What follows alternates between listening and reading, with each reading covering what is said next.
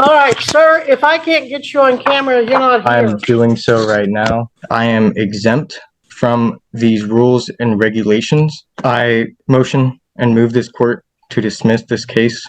I am sui juris in proper persona and propria persona. Mr. Dubois, is your address still homeless? Get ready for a wild courtroom showdown. Today we're watching a self-proclaimed sovereign citizen take on Judge Webster, and let's just say it doesn't go well for him. As expected, he's in court for the usual. No driver's license, no insurance, and no registration. But what really makes this case stand out is his bizarre behavior. Is he just another sovereign citizen, or is something else going on here? You won't believe how Judge Webster handles this one. Watch until the end and drop your thoughts in the comments. What do you think is really happening here? Let's get into it. State of Kansas versus Anthony Edward Dubus. Jared Regier for the state. Is Mr. Dubus present? Anthony Dubus? I am Anthony Edward Dubus. Dubus is the English pronunciation. Dubus is the original French. And I am appearing specially in propria persona, not pro se, as sui juris. Okay, first of all, I can't see you, so you're not here. Parents satisfied? Thank you, sir. Now, Absolutely. as far as I need to go, well, we need you back here in person. Okay, well, it's propria persona, not in person. I'm not the legal entity that you're claiming me to be. All right, sir, if I can't get you on camera, you're not here. I'm doing so right now. I'm just removing it as a cape. It takes a while. Now, the second order of business, let's get your name straight. I know a family with the same exact spelling in America, and they do pronounce it Dubus, but you said you pronounce it Dubus, Dubus? as the original Dubus, as the original French. Yep. Very well, Dubus. Thank you. You're welcome. Now, Mr. Dubus appears in person and pro se. Correction, propria persona. Well, in this court, it's in person. And correction, in all courts, it may be either pro se, either appear in person, or propria persona. well, in my years of law school and nearly 40 years of practice, both as an attorney and a judge, it's been in person, and that's what I'm going with, sir. I believe that is just fine. So in any event, we will proceed with your charges. In count one, sir, you're charged with operating a motor vehicle on a highway of this state without having a valid driver's license pursuant to KSA 8-235A. In count two, it is alleged that on or about the 17th day of August, 2023, in Butler County, Kansas, you did then and there unlawfully operate or attempt to operate a motor vehicle, to wit, a 2003 Honda Accord, upon a highway of the state, to wit, 1700 block of East Foxdale Street, Andover, Butler County, Kansas, while the vehicle was not registered in violation of KSA 8-142. In count three, it is alleged that on or about the 17th day of August, 2023, in Butler County, Kansas, Anthony Edward Dubus,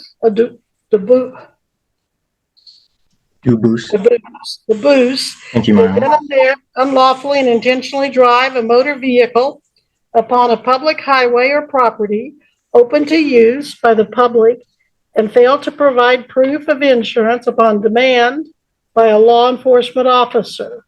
Now, sir, if you had insurance when you were stopped but just didn't have it with you or couldn't find it quickly, just provide proof to the county attorney and they'll most likely dismiss that charge. But if you really didn't have insurance, you're looking at a Class B non-person misdemeanor.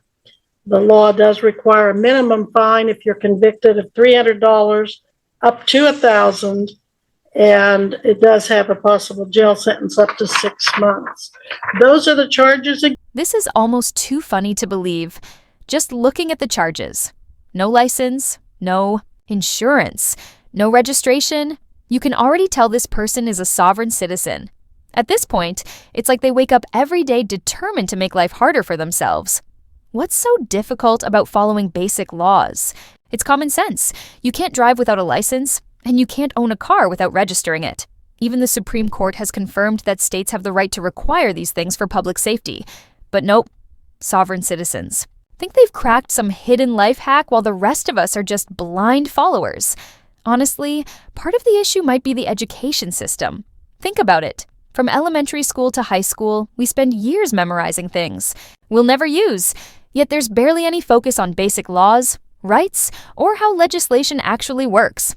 Maybe I'm wrong. It's been a while since I was in school, but I don't think I am. What do you guys think? Let me know in the comments. Now, let's get back to the action. You do have the right to an attorney. You can hire any attorney of your choice, but if you cannot afford an attorney, you can apply and see if you qualify for a court-appointed attorney. You don't have to have an attorney, though. You can waive your right to an attorney and represent yourself. So that's an order of business we need to take care of today, is whether you want an attorney or not. And then another is to make sure that you understand what the charges are and the possible penalties. Do you have any questions for me about that? Yeah, I don't understand the nature and cause of the charges. I have not had my accuser face me to bring the charges against me, as is a violation of due process. And I want to correct, for the record of the court, the named defendant is different than the named person, being myself. Hold on, let me make sure I get that in view of the camera. The named person here is different than the one named in the charges and the counts, being a difference of representation of who exactly it is the charges are against. And it is to my belief and knowledge that per KAR 8243 subsection A, exemption from the motor carrier safety regulations, A, the occasional transportation of personal property by private motor carriers that is not for compensation and is not in the furtherance of a commercial enterprise. I am exempt from these rules and regulations, and if I need to get a USDOT number to show that I was not operating a commercial motor vehicle or as a common carrier for business or for profit or in the furtherance of a commercial enterprise, I will be more than happy to produce that USDOT number to show that I am in fact a private motor carrier, not operating in commerce, not driving, as I'm merely transporting and traveling.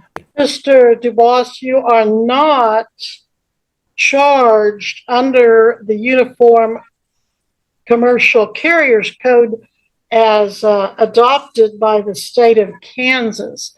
You are charged just as a motorist operating a motor vehicle. Again, not a commercial vehicle. These are not laws that are subject to the commercial code or to the administrative regulation that you referred.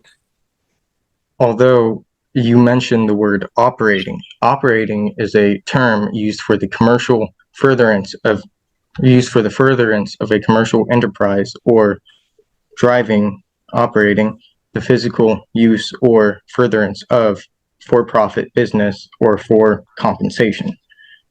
It may under the commercial code, but not under the code otherwise. It is under Kansas, correct? It is not under Chapter 8 of the Kansas statutes or Chapter 40, which you're filed under. But we can address that at a later date at a trial or a motions hearing if necessary. But I do not see the statutory language that you're addressing being applicable to these statutes, at least preliminarily at this hearing. It is within, sorry. Okay. Go ahead. That's my ruling there. And then on the name issue, I am not tracking you there.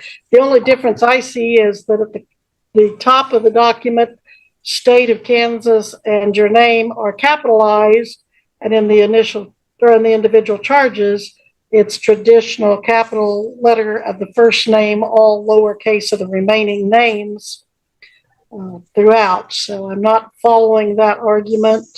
Again, if you want to readdress that at a later date, we can, but I'm just not seeing that argument. Okay.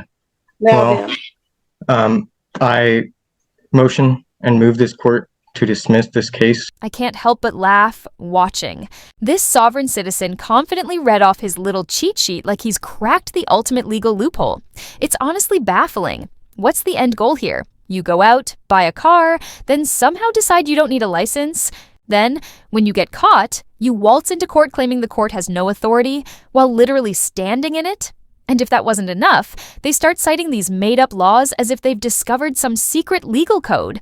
I mean, how does this make sense? At some point you have to wonder, are they just that deep in denial? Or is this something else entirely? Let's be real, there's no winning for them in this situation. At this rate, it'd be way easier to just sell the car and take an Uber instead of going through all this legal gymnastics. I seriously don't get it. If anyone can explain the logic behind this, drop a comment, because I'm losing brain cells by the second here. Now, let's get back into it. For the motion I have filed and for the brief in support of motion to dismiss for lack of jurisdiction. sir, I do not have any such motion or brief in support. Mr. Regier, have you received any such documents? Not to my knowledge, Your Honor, and so I fail to see, at least at this juncture, how such a motion is properly brought before the court, unless the court is aware of something that I am not aware of. Well, that's what I'm trying to decide, if it's properly before the court. Mr. Dubois, who did you file the motion and brief with? Well, Or seeing as your guys' e-file is down for what is it? It's called a ransom malware or something. I cannot e-file. Right, so but you can mail it, or you can walk it into the clerk of the court. Have you done that? Yes, I've mailed it. By email, which a and I'm court sorry, clerk but I said I could. Okay, go ahead, please. I'm sorry I interrupted you. No, you're fine. It was by email, which the court clerk said I could, considering the e-file was down. And I can't really go 20-something miles to do that, considering my personal property was stolen. When did you email it, sir? When did you email it? A while ago. Judge, Yeah. Yes. we do not accept emailed filings, only faxed or by mail or person. Okay, I'm I was sorry. told that they do not have fax, so I could not do that. So email would be okay. He may have called the wrong courthouse then. They spent 10 minutes finding my case because your guys' system was down. So I'm fairly certain it was the correct one. Okay. Do you recall which you filed or which court you called? Let me go to my sent. T. Stafford at bucokansas.com. I think that might be at the county courthouse, not the district courthouse. Okay. So if you want to file something, sir, let's make sure you file it in a fashion that will get it officially recognized. So, Ashley, how do you suggest he file motions and the like? He will either need to mail us a copy of it or he can fax file. And is your guys' fax active? Yes, that has been the whole time. I can't get over how this court clerk is serving up some serious attitude right now. You can just tell they've had enough. And honestly, this guy's probably wishing he had a lawyer at this point. But here's the thing. I feel like this might have been part of his plan all along. There's just no way he accidentally failed to send his motions correctly. It's pretty obvious he has no idea how to file a motion properly. Court filings have strict rules, and if you're going to play lawyer, you have to follow them like everyone else. But something tells me this guy isn't just clueless. He's trying to stall his case.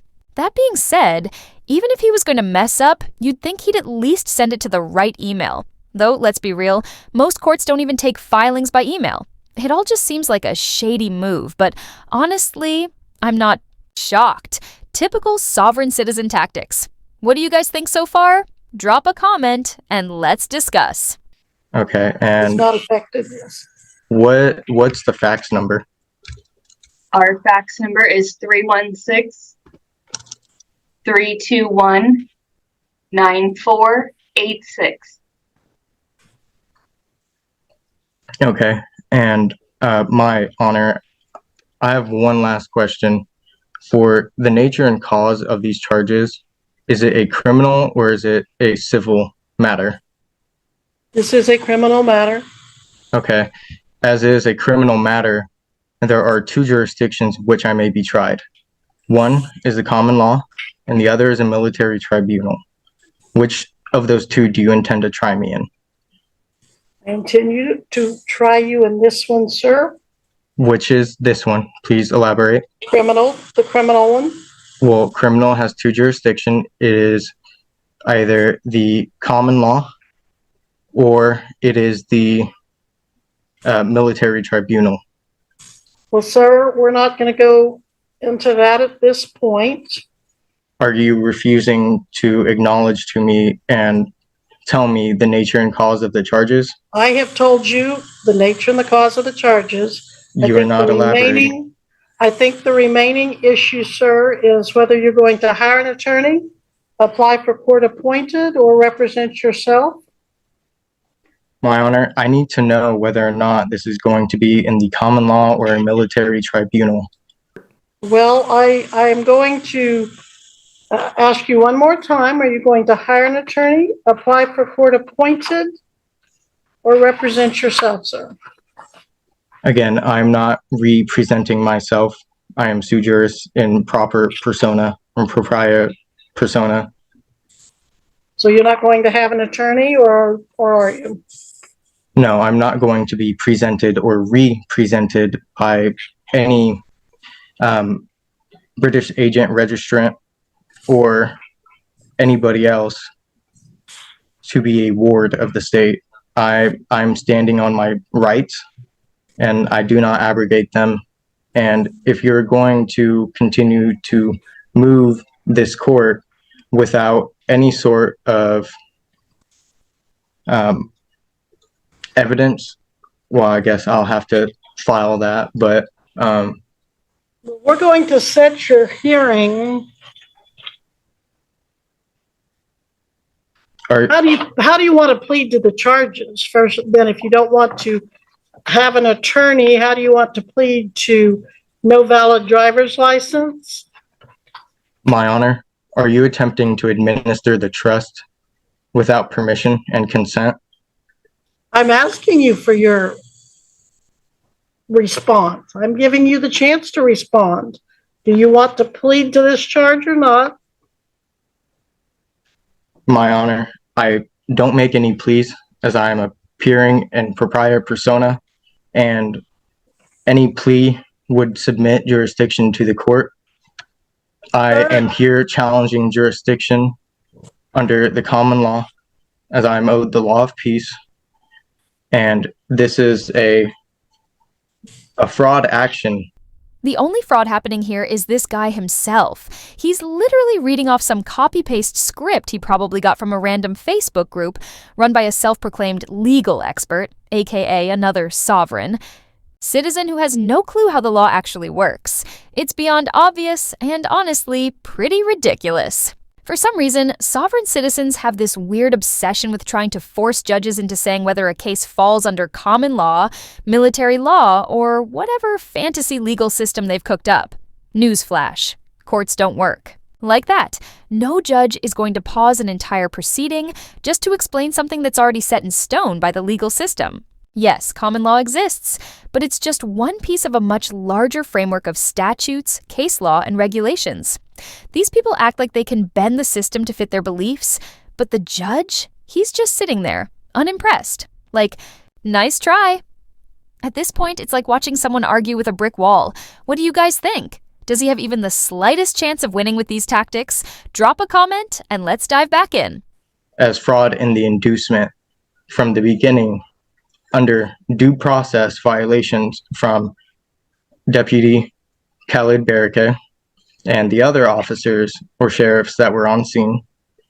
And if you are attempting to administer the trust without consent of myself, the living man, the grantor, in common law, which is above Admiralty Maritime law, then you will be in violation of Article 3, Section 2, the trial of all crimes, except in case of impeachment, shall be jury, and such trial shall be held in a state where said crime shall have been committed, but when they are not committed with any state, the trial shall be at such place or places as the Congress may by law have directed. And as there is a difference between the Republic State Kansas before the state of Kansas was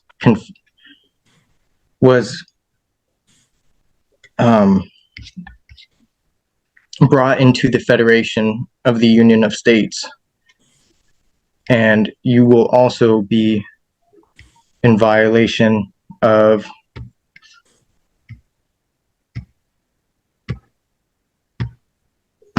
I'm getting it real quick.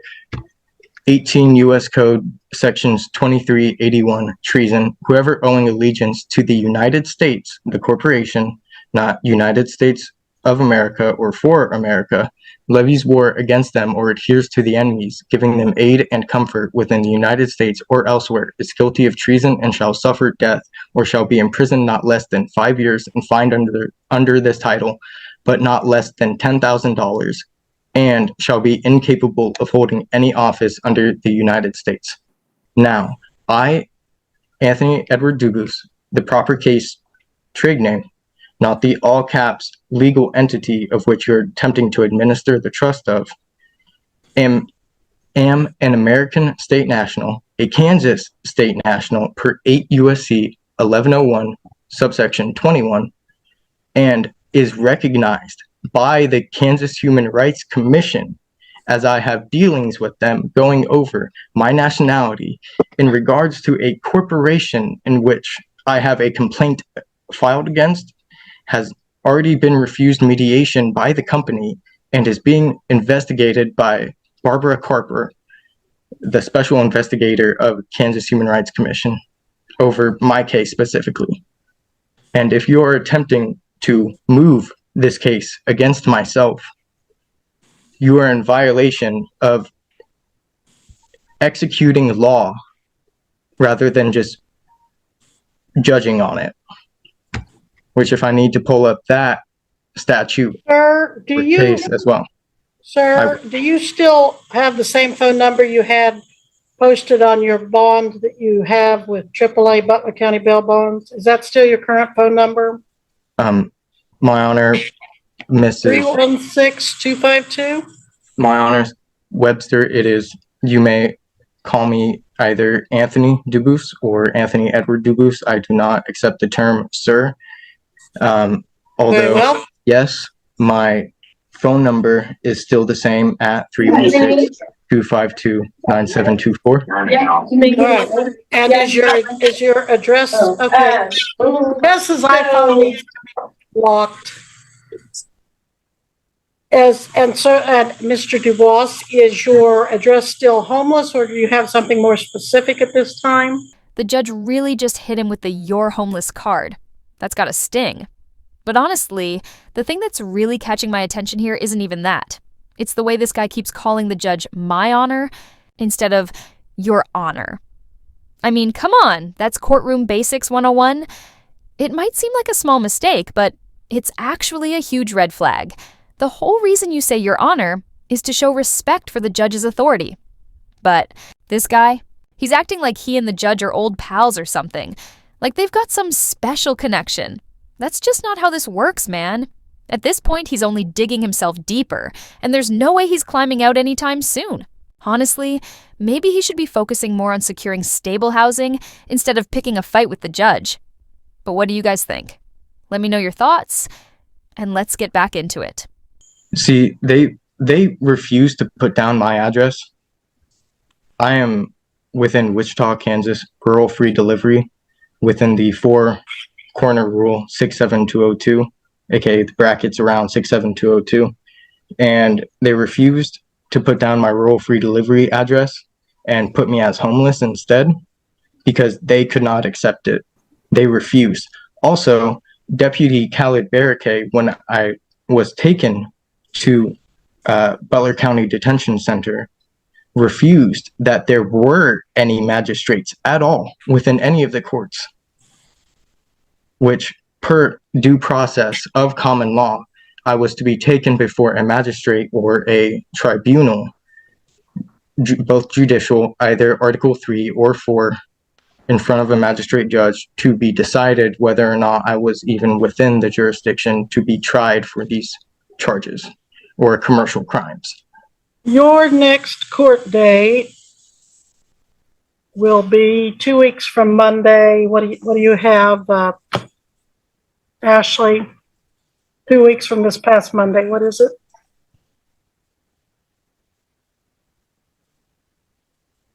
I believe that is going to be Monday, the 18th. All right. Mr. Dubois, your next court date is December 18th at 8 a.m. by Zoom. You can always appear in the courthouse personally if you like. I am appointing Attorney Darren Patterson. Now, if you don't want to use him, I do not accept any appointment of any attorney. But I show that you don't have a specific residence. Do you have a job, employment? I did, and then these actions against myself from the state of Kansas caused me not to have it anymore. In this court's opinion, mixed federal law and state law and other sources of law that don't all go together. May I elaborate? I just want him to be available to you. I think we have exhausted this particular hearing, the purpose of which is merely to make sure you know what the charges are, the possible penalties, and your rights that I have gone over with you, including your right to counsel, which I'm hearing you say you don't wish to utilize. But nevertheless, I'm going to direct Mr. Patterson to at least be available to you, that you be here again December 18th at 8 a.m. by Zoom. And I'm going to continue your bond until that date and time. So anything else, Mr. Anthony Edward Dubois, please take that up. Thank you. Please take that up at the next hearing after you've had a time to talk to Mr. Patterson. Okay. My final thing I want to say is I'm already filing Kansas Commission on Judicial Conduct complaint against a judge. And that would be the prior judge, Mr.